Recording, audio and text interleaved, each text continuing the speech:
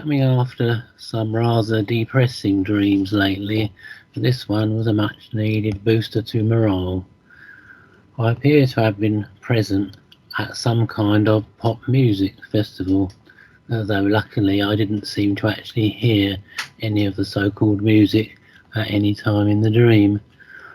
I seemed to be with one or two others who I never actually saw, but sitting with them, some 2/3 or 3/4 the way up in a huge mass of people covering a sloping piece of ground.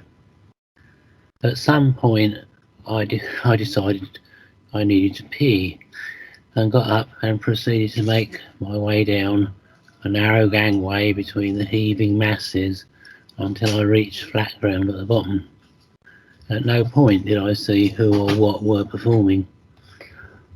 I walked along the front of the audience and then found another gangway, which I seemed to know went up to the necessary facilities right at the top.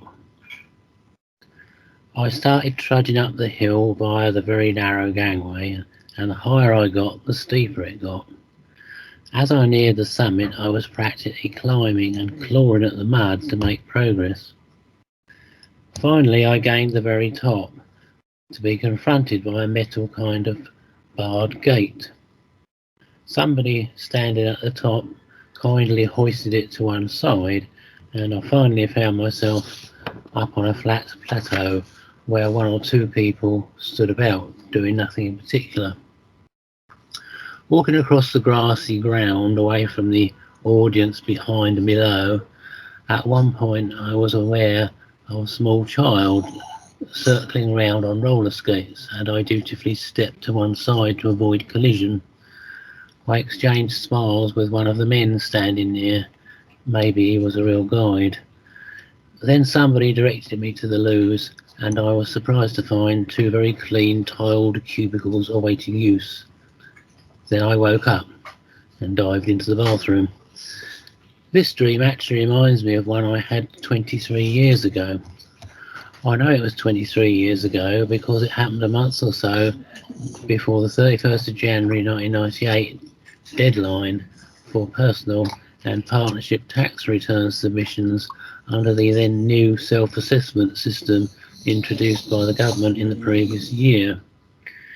In a general shake-up, it meant for the first time we had to get tax returns into the Inland Revenue, as they were then still called, amongst other things, by midnight on the 31st of January, following the previous 5th of April tax year end, on pay of rapidly increasing fierce financial penalties.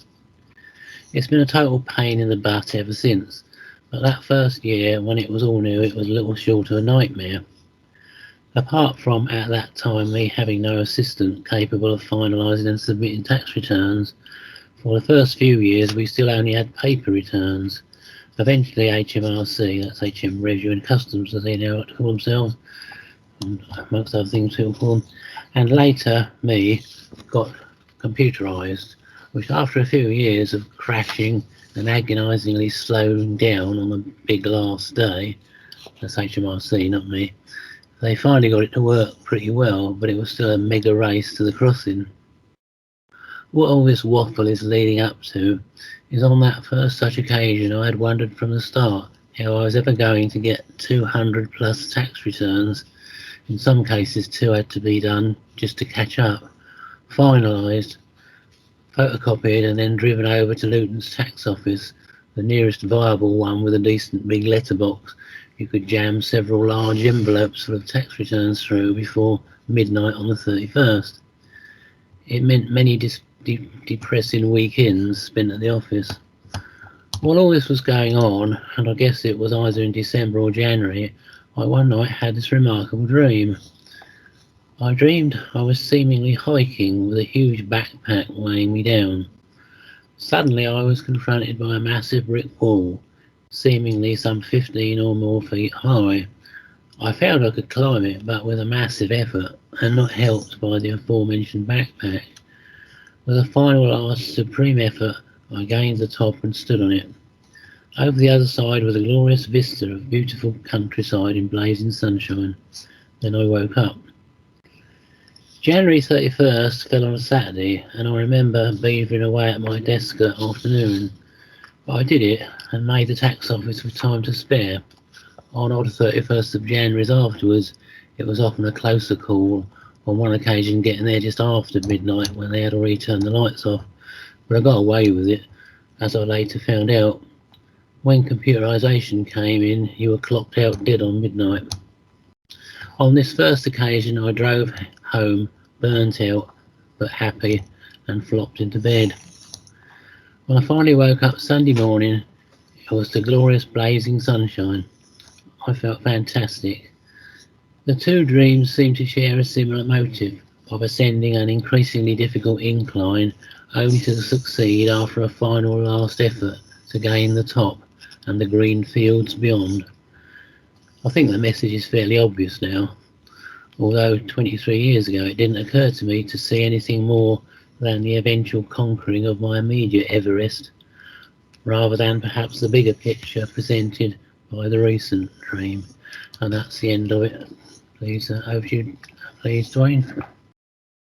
Okay, well, you seem to be at some kind of concert or something, which you couldn't hear, what have you. Well, it seems to be that you weren't interested, and I would say that's part of the surface world, and so you started climbing, and at the same time, you had to, relieve yourself, and so that's kind of like marking your spot. As you're going and you're climbing, you're struggling up. Yeah, it is a struggle many times because we're dealing with our personal self. It's the personal self that struggles. The awareness doesn't. So when we're in these situations, you see that it's your personal self struggling to make the climb when it's not really a climb. This is what we're thinking it is. But anyhow, it also gives you the objective experience and the big iron door, whatever it was, and then you made it through, you were on a plateau, etc. So the view is up to you. The real view is to recognize what's taking place, not just the scenery. But again, most people just look at the scenery, just like when they look at the sun, they see the sun, oh, the sun is nice and it's pretty. They're looking at the scenery. They're not really seeing what's really taking place. So again, you have that position there, and looks like you have a recall from another experience that's a long time ago, 23 years ago, but you know yourself best. So again, it's you're on your journey, and you decide it. Remember, you're the decider how this comes out. It's very, very real. And that is that, you're going to decide how you see this and how you recognize this. So again, it shows that personal self is making the effort, but after a while you realize that you don't have to do that anymore. But in the meantime you do, because again, this is how we've been taught, the up and down thing or whatever.